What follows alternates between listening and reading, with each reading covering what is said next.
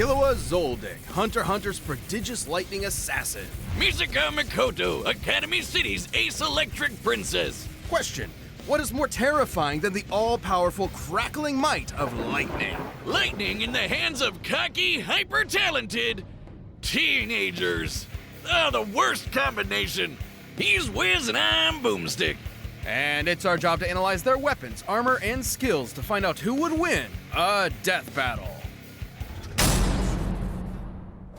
The Zoldicks, a vicious family of assassins known the world over. So infamous for their killing techniques, a single photo of any member sells for millions. You don't want to be the target of their next family outing. But like all families, there's bound to be a rebel. As was the case with the middle child, Killua. They seriously named him Kill? Hardcore. Well, it might be a pun on the term kilowatt, but kill is apt, given he's been trained in past tensing people since he was 3. I'll say, at age 14, he was strong enough to open a 64-ton door. Geez, what kind of workout did his family put him through? Somehow, it gave him 6 skater skills, extendable claws, and rhythm echo, a technique that lets him fool people's senses with just his feet. More accurately, by manipulating the cadence of his footsteps, Killua can create an auditory illusion, capable of tricking even extrasensory abilities. Killua was a heck of a prodigy, but despite being able to effortlessly rip out hearts, his family still thought he wasn't cold-blooded enough.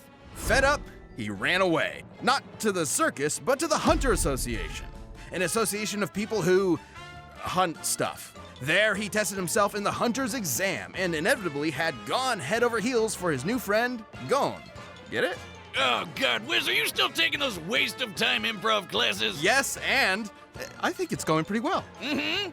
Killua's family didn't like him making friends, so they sat him down and then calmly and politely tortured him mercilessly as punishment. It was only thanks to Gon that Killua finally convinced his old man to let him go out on adventures with his buddies. But this change of heart was no act of compassion. Killua's father saw his freedom as just another step in molding him into a better killer. And in some ways, he was right. Through his adventures, Killua learned Nen, an invisible life force that— Yeah, it's key. It's always key. Actually, this one's a bit more complicated. You see, Nen is utilized through 4 main principles. 10 for containing your aura while defending from physical and mental attacks, Zetsu for relieving fatigue and masking your presence, Ren for bolstering strength and influencing emotions, That's pretty standard so far. and Hatsu, the unique way in which one's Nen is expressed.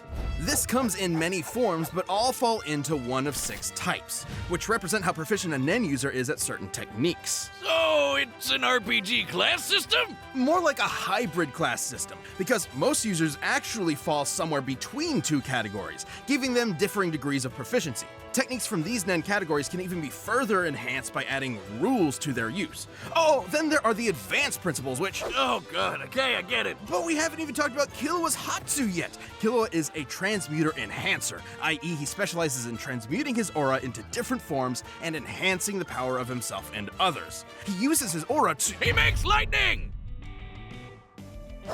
Yes. In Killua's hand, lightning becomes a deadly weapon that he can fire down as a bolt, channel through his arms, or send through metal objects. Like his super alloy yo-yos. These bad boys weigh up to 50 kilograms. See, that's how you make a pun, Wiz. Packing enough force to shatter trees like I just shattered Wiz's confidence. Add in Killua's lightning, and he can electrify anyone who touches them. And this isn't some magic-y schmagic-y lightning. His bolts have been identified as the real deal more than once. Meaning, Killua is certainly as fast as actual lightning, especially when he uses it on himself to bust out Godspeed, a form that greatly amplifies his agility and power, letting him bypass his synapses to reflexively react to threats. For regular folk, that much voltage would be too much. But thanks to Killua's training, he can shrug off over 1,000,000 volts of electricity. He's also exceptionally crafty. In a Nen fight, every move matters, and strategy almost always triumphs, even against greater strength. Killua used these powers to battle world-renowned thieves, bomber mercenaries, and ants. That may not sound like much, but these chimera ants were brutal, murdering and eating people by the hundreds of thousands, then threatening billions. That reminds me of an old experiment gone horribly wrong. Killua understandably wanted to bail, but Gon pulled him back in, much to his frustration. Killua wanted to be there for Gon emotionally, but could not comprehend why he was risking so much against the Chimera ants, going as far as becoming a monster. In other words, Killua was crushing really hard, but didn't know what to do about Gon's simple-minded impulsiveness. It didn't end well for anyone. It wasn't all doom and gloom, though. Killua held his own against some of the Chimera ants' best, surviving this forest-consuming blast from one of their captains. Which, judging by its size, was worth several kilotons. And he later injured a top-ranking royal guard, Yuppie. Sure, he ran for the hills the moment Godspeed wore off, and isn't as strong as the weird horseman, but even just damaging someone who can make a crater like this is nothing to sniff at. But amidst all the fighting, Killua still could not get his family out of his mind. Literally. As in, his brother, Illumi, put a needle in his head, forcing him to be controlled by self-preservation, ensuring he'd always run when victory isn't guaranteed. Wiz, you think you can call CPS for that? Thankfully, after some much-needed self-surgery and self-reflection, Killua removed it, overcoming his mental barrier and ready to risk his life for those he cherishes. Which he did when he finally got himself and his dear sister Alluka away from their demented family. He even brought Gon back from the brink of his creepy Nen coma. But despite how valuable Gon was as a friend, Killua realized his unhealthy dependence on him. So he decided to travel with and protect Alluka, finally realizing what he wants to do for the rest of his life. Oh god, the tearful romantic parting! Still, if Gon or Alluka ever need help, Killua is sure to come running. Ready to Killua anyone dumb enough to mess with him or those he cares about. Academy City, a sprawling metropolis filled with schools where espers train to master their supernatural abilities. Most of these youngins dream of rivaling the best espers, but only a few are hardworking and smart enough to do it. Among them being Tokiwadai Middle School's Level 5 Electro Master, Misaka Mikoto. Level 5? So she's a Pokemon, but an anime girl. Each Esper's power and utility is ranked, with level 5 being the highest they can normally achieve. And after working up to that level, Misaka became unstoppable. She can magnetize herself to metal, electrically enhance her physique, sense her surroundings through an electromagnetic radar, and generate billions of volts. In addition, she can make iron sand from disparate particles in the air to form tornadoes, body decoys, or a sword that vibrates at rapid speeds for enhanced cutting power. Just what an anime girl needs, a chainsaw. Man, if she gets serious, Misaka can even make a friggin' 6 million ton kaiju out of it. With such tremendous power, Misaka put an end to many crimes, earning fear among criminals, admiration among her peers, and lots of personal pride in her abilities. There was nothing she couldn't overcome. Nothing except the bane of all tsunderes, a frizzy-haired, dumbass anime protagonist. Enter Kamijo Toma, a level 0 nobody who Misaka could not harm, no matter how many times she tried. Oh, I hate you, but I secretly love you, and it'll work out in the end. Shut up! But she'd have more than a dork like Toma to worry about. As amazing as Academy City is, it's more corrupt than New York real estate. Years ago, Misaka gave some shady scientists a sample of her DNA, being promised it'd help cure tons of fatal diseases. Instead, they made tens of thousands of clones of her, sending them all to be slaughtered one by one. Specifically against another level 5 and A-tier edgelord named Accelerator. By farming all these clones, they hoped he would finally get enough EXP to become a mythic level 6. Is that seriously all it takes? How does this Esper stuff work? Glad you asked. Espers represent the scientific side of the world, a side I'm so familiar with. All Espers possess an involuntary movement or AIM diffusion field that manifests their power, letting them consciously alter reality. Changing reality with your mind. Isn't that just magic? Au contraire, Boomstick, it's quite scientific. Look at Misaka's signature move, the Railgun. Many real-life railguns use a set of parallel conductors to generate Lorentz force. By envisioning imaginary rails between herself and her target, Misaka can create a similar yet greater effect, accelerating the speed and kinetic force of a projectile, usually a coin, into a concussive bullet. It's beautiful. It's science. How long are you gonna be nerding out over this? Come on, this is like my one thing.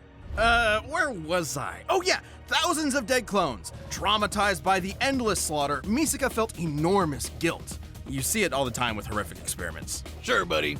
She worked for days to end the clone project, but concluded it would have to end with her sacrifice. But Toma butted in, giving Misaka the support she needed in her darkest hour, while also punching out Albino Magneto with his Esper-proof fist. Misaka had shouldered her burden for so long that she forgot how to rely on others. This wake-up call from her newfound crush was exactly what she needed. But even with Accelerator decelerated, Misaka kept fighting Academy City's underbelly, all to protect her friends and free her sister clones she befriended.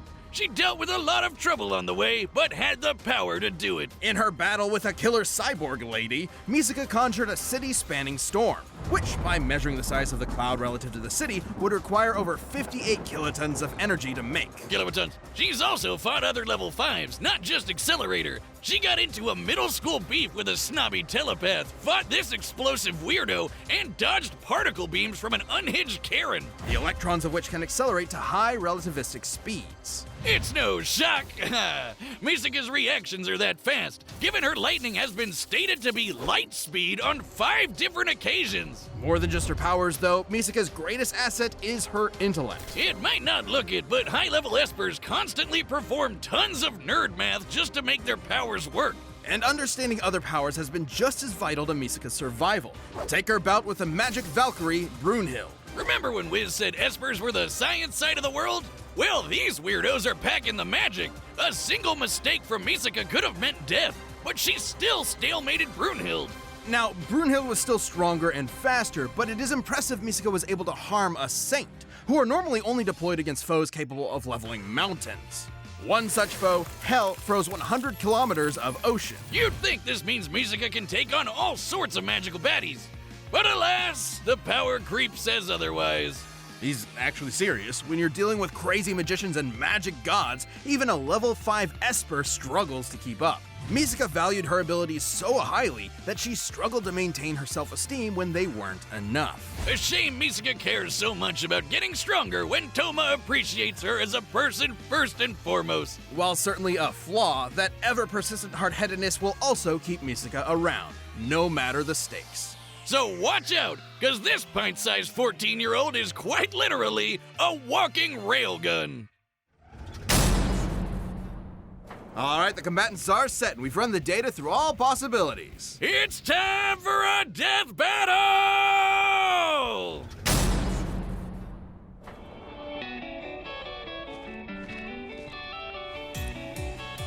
Hey, that's mine. I've been looking for it all day. Give it here. You want it? Come and get it.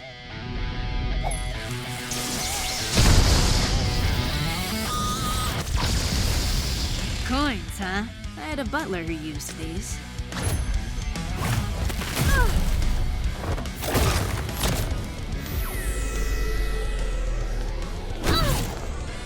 Focus. It's a trick of sound, not sight. Gotcha!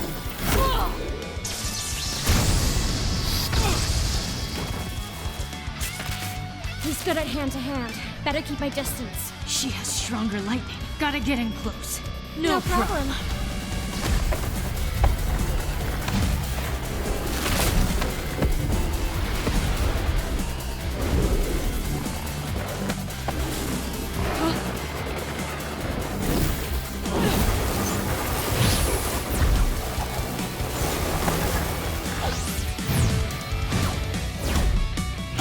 No time to break!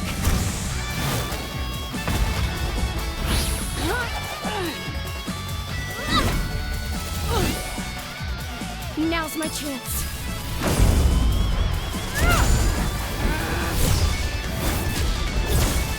You don't know when to quit!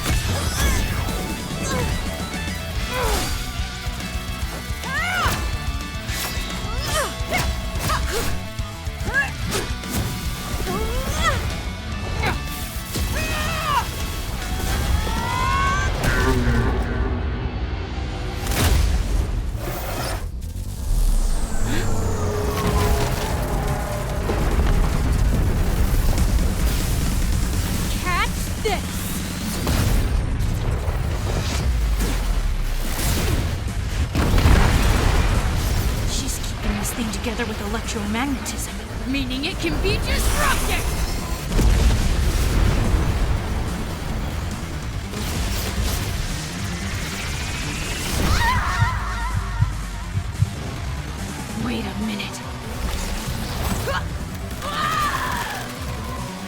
Distance, 35 meters. Altitude, 45, 40, now.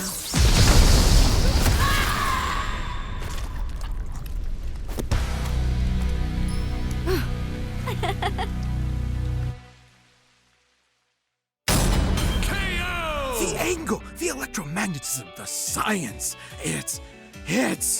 All right, take a breather there, champ. Whew.